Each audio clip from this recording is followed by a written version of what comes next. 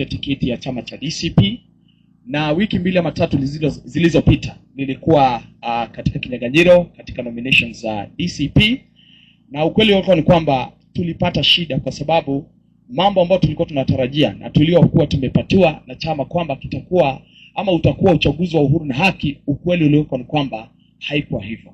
Maana tulitoona watu wakitolewa kutoka kule Kipipiri, wengine wakitolewa Nakuru, na wanakuja na wanachagua candidate ama mwaniaji ambao walikuwa wamepatiwa sheria na amri kutoka kwa chama.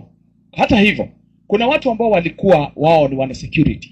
Ukweli ulioko ni kwamba walikuwa wanaenda wanaongelesha wakaaji wa Olkalao na wanaambia kwamba chama kinahitaji ama kinamtaka candidate fulani. Na kwa hivyo mimi nilipokaa hivyo na wakati uchaguzi uliisha, nikasema kwamba sikupata haki katika chama ambacho nilikuwa nimekipenda, chama ambacho nilikuwa nimekitilia maanani, na chama ambacho nilikuwa nimefanyia kazi kwa moyo mkujufu.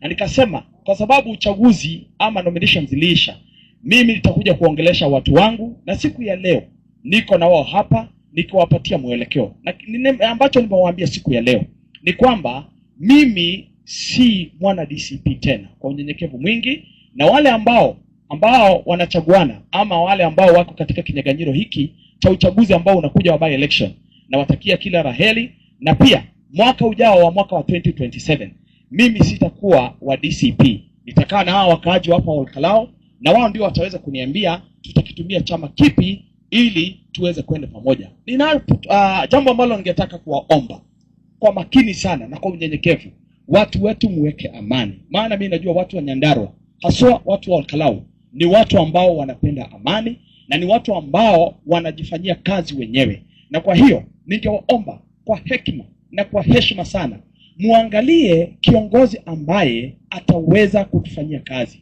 Maana kile ambacho tunakitaka